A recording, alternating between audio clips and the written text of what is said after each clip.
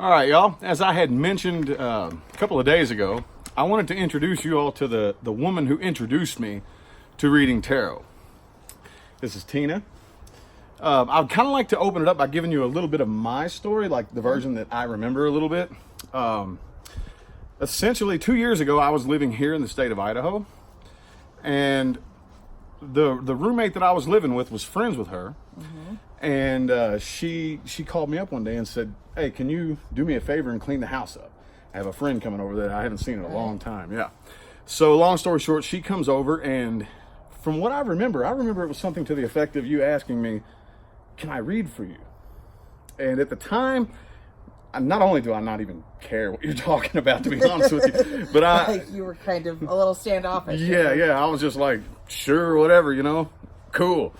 And I think it was like, 2 or 3 days later, you hit me About up. that. Yeah, and basically said, "Hey, can we still do that?" And I said, "Yeah, absolutely." I think I told you we were going to kidnap you. We showed up and said, "Come on, we're going to kidnap you." Right. Something to that effect, anyway. Yeah, so she picks me up, brings me to her house, and commenced to shuffling these strange-looking cards. I have no idea what you're doing. Right? No clue. You put off a good game, though. You really did. You tried to convince me that you'd been read before and you knew what I was talking about. I had all of that stuff. Right. So, Yeah, I had no idea. And then over the course of maybe a half hour or so? about that, maybe 45 minutes. Commenced give or take. to telling me things about my childhood, things about what I've been going through, and what was about to happen to me, and scared the shit out of me. Yeah, the look on your face was kind of priceless, actually. Scared the living That was shit awesome. out of me. Yeah. So, long story short, we fast forward. I leave the state of Idaho. I move to Maine, where I started my tarot channel. And I kept seeing these tarot videos pop up on my recommended feed.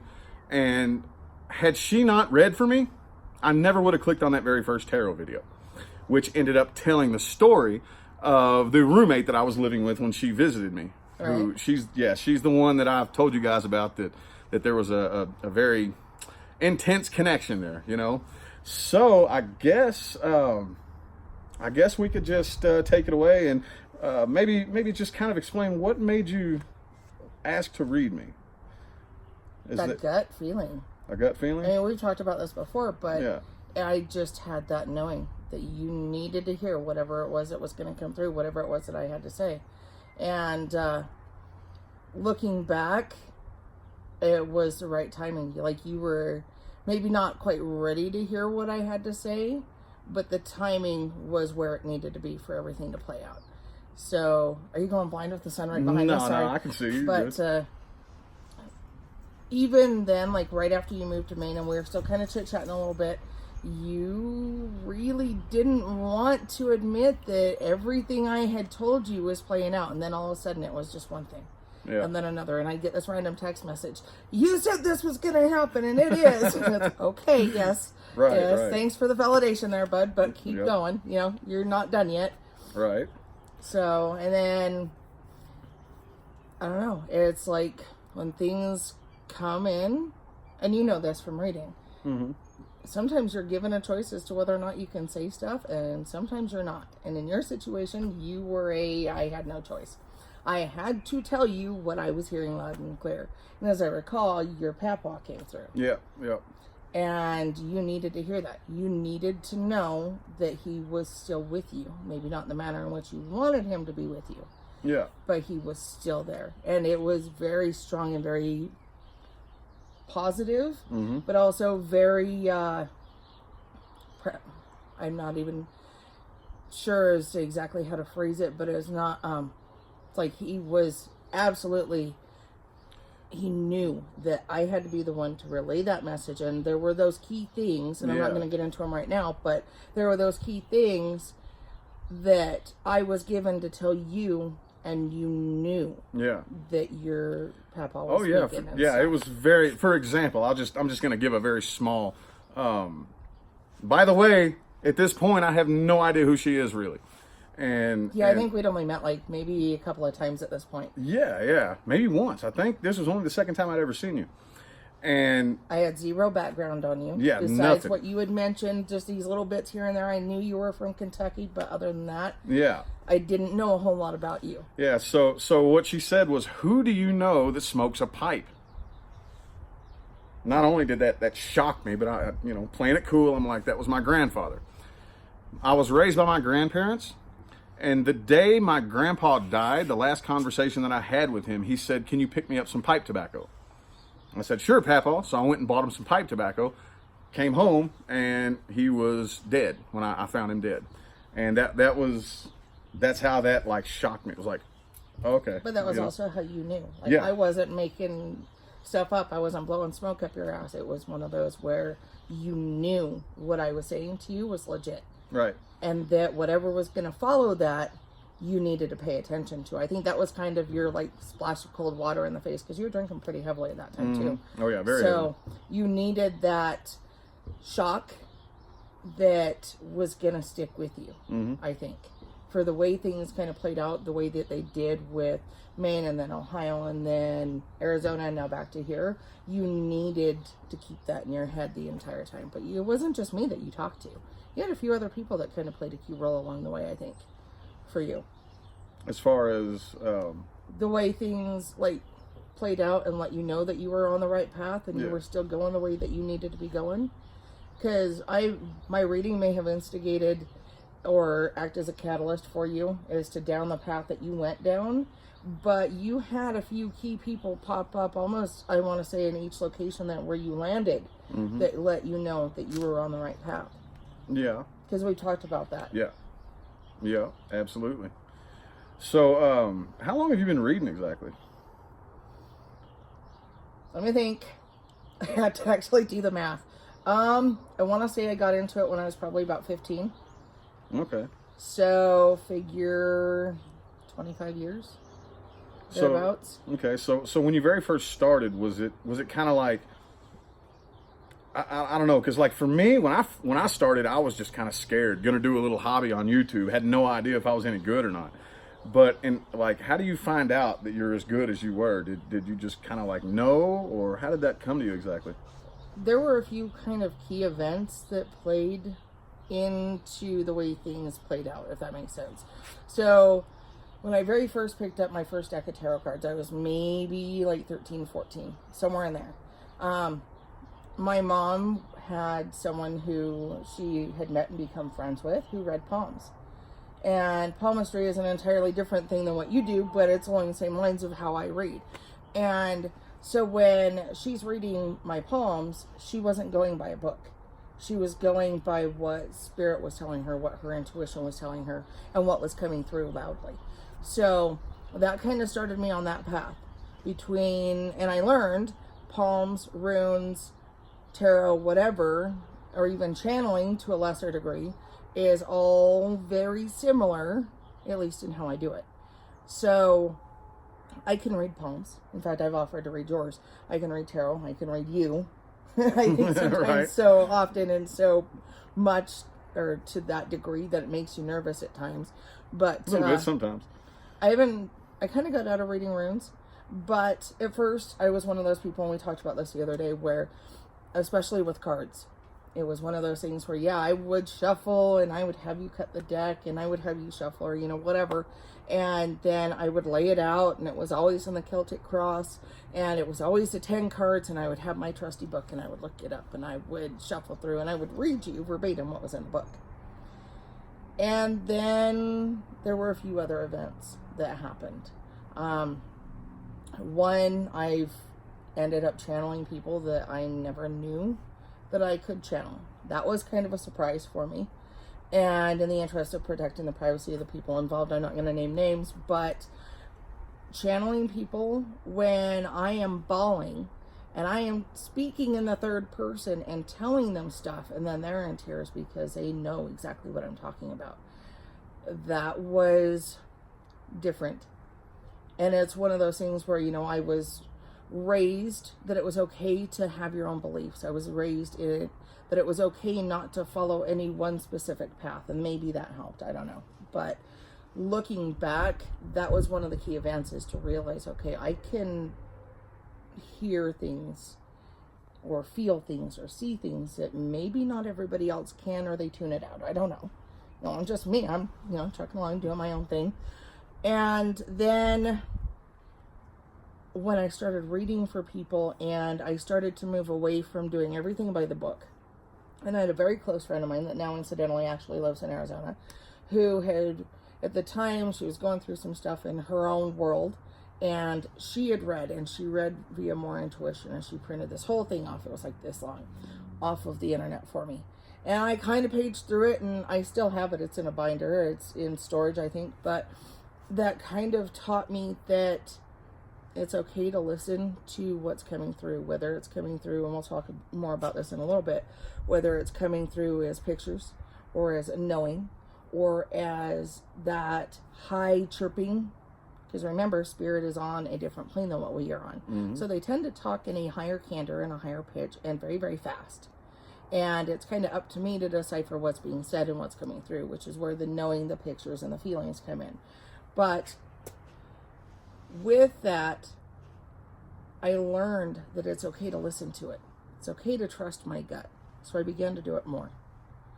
And then I began to read palms. And palmistry, yeah, I can memorize what's in a book, but it's largely dependent upon your intuition and what's coming through to you.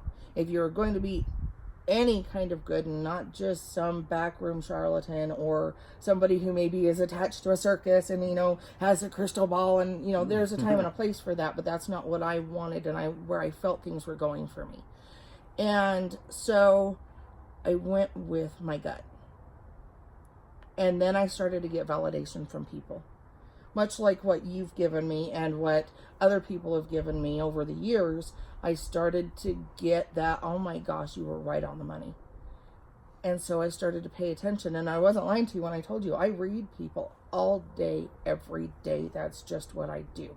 I pay attention to your facial expressions, to how you talk, to what you say, to the voice inflections, how you carry yourself. All of those things play a part. And then I'm paying attention to what kind of vibe you're sending off, for lack of a better term.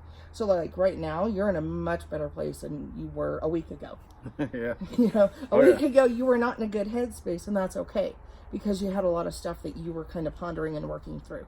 But if you've noticed, the tone of our conversations has changed according to what needed to come through for you to hear in order for you to process what was going on. And so that's happened a lot. If you think about it, even now, if I were to read for you, the tone of the reading would be entirely different than it was 2 years ago. Yeah. Because you're in a different headspace. And there's other things going on with you, both internally and externally, that play a part in the readings. And I think that that's something that people don't realize is with readings, yeah, you can ask very broad questions and the cards are probably going to give you a very broad answer. However, and we were discussing this earlier, sometimes you want an answer to a question and there are external factors and other stuff going on in your life that needs more of your focus than what you're asking. Yeah, the direct answer to the question. Exactly. Yeah. So sometimes, you're asking a question and so we're shuffling the cards and we're laying them out and we're reading them and we're going, this really has jack to do with what you just asked me about, but this is what's coming through, so this is what you're getting. Well, one of the things that I've noticed kind of in that particular scenario is kind of like what I said earlier. Like somebody will ask one specific question but the answer that comes through is actually something very, very deep that seems like it has nothing to do with the answer. And but that happens too, yeah. Yeah, that it's influencing it, but from a kind of a surface level, you would be like, what the hell does that have to do with this? Oh, it has a lot to do with that, Right, It's just on a very deep level. That's kind of what I've experienced so far. But. Well, and honestly, people's lives aren't linear. They're not very singularly focused. So while you may think that what's going on at home has zero to do with what's going on at work and vice versa, that's not true. Right. And I've heard people say, well, I leave work at work and I leave home at home. Good luck with that, because that's not how it works. Right. So, you know what I mean? Yeah. And you're right. Sometimes we may not always see or even be aware of the answer that's being given and how it pertains to the question that was asked. But more often than not, you're right, it does actually have something to do with what was asked, just maybe not what we're consciously aware of and what we're seeing. But to answer your question as to how did I know that I was right on and whatnot, is trusting my gut and that validation from people. I don't need the validation now. And when I read for you 2 years ago, I gave you my accuracy rating. Mm-hmm. Yeah. And I wasn't trying to be cocky. And I'm sure I came off that way to you, but... A little bit, but, hey, give credit where it's due. It was very, very accurate. So, and I am sorry that I scared the shit out of you because I know that I did. Well, that's one of the reasons why so many people come to me and offer readings, and I say no. Why? Because I scared the hell out of you? It scared me, and it's like, hey, unless you can maybe like kind of give me an intuitive feeling that it's not going to be that harsh, then maybe okay, but I'm scared to know. Oh, I did that for you the other day. Yeah. And it was a very quick and simple reading, and it answered a question or two I think that you really needed answered in that moment. Yeah. But it wasn't as in-depth as what I've given you before. Right. I don't think you're in that right headspace for it yet. And when you are, you'll let me know. Yeah. The question that you did answer, though, was actually kind of what I needed. Because had it been the opposite of that, I would have been like, oh, shit, So Right. that kind of did alleviate a lot. But for right now, I don't know. I just don't really feel like... I don't know. I just don't want to know, There's so many people out there, and I get it too, because I came to tarot for the same reason that most people online do, and it's usually for some kind of emotional situation Right. or connection with another person and whatnot. And but now I let that go so long ago, and that's doesn't really mean quite so much to me as it did back then. That it's kind of now like, well, I'm not really seeking guidance. Quite as strongly as I was back then. So it's now I'm kind of like on the other side of the fence to where it's like I don't really care to know, don't really want to know. I kind of want to have the feeling like I'm creating it for myself, rather than somebody to say, hey, this is what's about to happen to you. Shit. Remember what I told you before, and you say this now to your viewers when Yeah. you do readings, whether it's live or pre-recorded or whatever. You always have the option via thought, word, or deed to change the outcome. Change, yes. So when I read for you, what I'm reading is the way I see things lining up, as you will, and how things are going to play out. Now, you have the option of changing that, and you did that when you left here, and we've had that conversation. But if you stop to think about it, not everybody does. And we were talking about this the other day, too. Most people, and this is why it's so easy for me to read and why people tell me I'm as accurate as I am, is because most people don't want to put the time or energy or focus into actually changing the outcome of things. So when I read things, and I told you I would cover this, view things almost like a spider web, okay, or as 3D, I think was easier for you to grasp and actually focus on and line it up in your head. So we'll go with that. With 3D, you have the base, okay, and then you have the red and the green that overlay it. Now, reading people and reading cards, there's a little bit more involved in that, but this is the very basics. So when I'm looking at timelines and I'm looking at how things play out, I can see the base. And this is constant. This rarely ever changes. It takes something pretty monumentous to make this change. And then I see the red, and then I see the green, and what pops out at me is literally almost like 3D, where it kind of jumps off the screen at you, and that's what I roll with. So when I read you, that's what I'm telling you is the stuff that is literally jumping out at me, saying, hey, pay attention to me, you need to focus here. And so, given the fact that most people have usually put a lot of time and energy into that pathway, that's what I read. And they usually end up following that pathway. So, that gives me a higher accuracy rating. However, if you need to change the timeline a little bit, or you don't necessarily like where I am telling you that you're headed, you can change that. It's up to you. So you do have a lot involved in free will, and you do have a lot involved with what you attract to yourself, and so on and so forth. And we've had these conversations too. Do I see things playing out in a certain way? Yeah. But you know as well as I do from working through the laws of attraction that if I'm seeing a whole lot of negativity and it's coming barreling at me at 80 miles an hour, maybe I might want to shift my focus just a little bit to something a little bit more positive and start throwing that energy out there. Yeah. So that way I'm shifting that direction to something that's more positive. Mm-hmm. Yep, and it does. I do remember it does take work and energy to change, because what happened. Just to kind of paraphrase the example here. Basically, she told me, "You're not done moving. Okay, you're going to be moving soon, and here's when you're going to be moving," and gave me a very specific time frame. Maybe 2 or 3 months later, I find out that that's when I'm supposed to be moving. I shit you not. It played out like I told you it was going to. And then, but that was not cool. That time frame was not cool. No, you needed it to be moved up Yes. by about, what, 2 months? Something like that? About a month. Well, yeah, it would have been nice if it was 2 months, but yeah, about a month. So I got in there and I worked and I pushed and I fought and I pushed and I fought to move that back a little bit, to make things move more smoothly, you know, because it wouldn't. Had I had to wait that long, I don't even know. Yeah, that would not have played out well. Not I been don't good. think. Right. No, it would have been really rough on you. Right. And a whole different set of lessons than I think what you needed to learn at that point. So. Yeah. So. I kind of get the feeling that maybe those lessons were past you. Because the lessons that you would have ended up learning would have been maybe not like complete dead on identical, but they would have been very similar to the lessons that you were learning right before you came here. And that whole situation. Yeah, I could see that.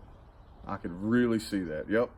It probably would have just replayed it. Yep, I can see that. And you didn't need that. I think you learned the lessons that you needed to learn surrounding those circumstances that brought you out here to start with. Yeah. And so, since you didn't need to repeat those, and you're going, okay, hey, universe, I've already got it. You know, you hit me upside the head with that 2x4. I got it. I know. Right. So, let's shift it. And you put some effort into it, but you managed to shift it. Yep. Well, is there anything else you wanted to cover here, or? No, I think your viewers will probably tell you if they want to hear anything else. So. Yeah. I just wanted to introduce everybody to her. So it's nice to meet y'all. Yeah. I've mentioned it. If y'all go down further into my channel, there's a video that says how I started reading tarot, and I mentioned this story. She's the lady I talked about. And those of you who have been following me pretty much from the beginning, who have like listened in on my chit chat videos, I've told the story several times. And again, this is the lady that I was talking about. You know.